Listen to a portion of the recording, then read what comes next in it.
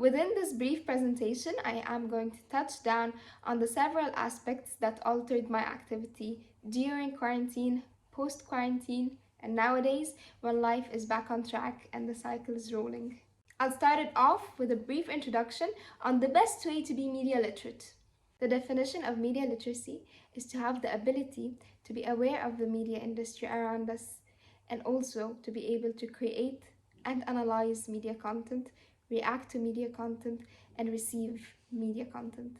We should also be aware of the fact that we are very exposed to the medium, to the extent where you might even barely realize that we are. For example, if we are on a car ride, the music or the radio that is on is considered media content, and the billboard signs that fill up the streets are also considered media content. When it comes to receiving content, we need to analyze our understanding of the message being portrayed and read in between the lines. For so, we ask ourselves certain questions to help set us on the right track.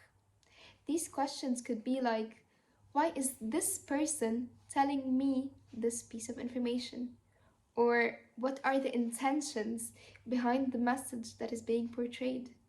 And also, the timing of the content is extremely important, as in, why now? Why am I receiving this information at this period of time? During quarantine, my media consumption was a very small circle.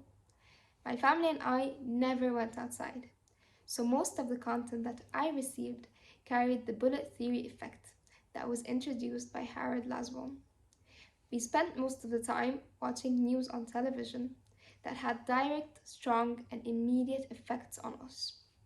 However, I spent a greater proportion of my time on social media platforms. Platforms such as Facebook, Instagram, Twitter, and TikTok. If I were to classify these applications, then Facebook and Twitter would be the most informative, as I usually get updates about the coronavirus cases around the world through them. While Instagram was extremely persuasive, because I got this new addiction of online shopping. TikTok, on the other hand, was an addiction of another type. It was so entertaining at that time, and honestly, time flies when I'm on this app. One amazing quote that I found about media literacy is by Linda Ellerby that said, "Media literacy is not just important, it is absolutely critical. It is going to make a difference whether the kids are a tool for mass media or whether the mass media is a tool for the kids to use." After quarantine, I joined university, and since then, I decided to change my mindset of the media that I am regularly exposed to. I sorted my thoughts into missions and visions, where my missions were to empty my mind of any irrelevant content that will not do me good in the future, as well as solemnly focus on my performance in university. My visions, though, were to be more cautious of the content that I'm intaking and try to implement Laswell's model of asking myself, who says what, in which channel, to whom, and with what effect. Resultantly, my media consumption has changed dramatically.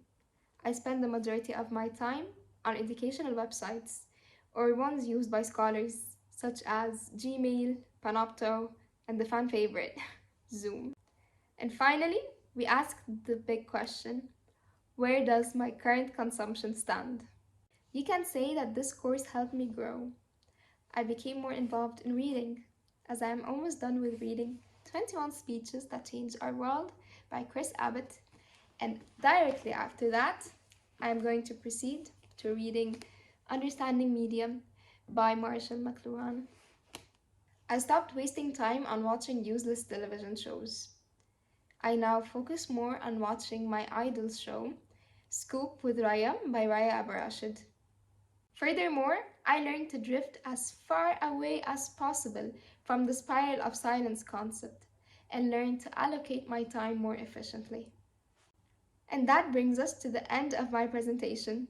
I hope you liked it, and thank you for sticking up till the end.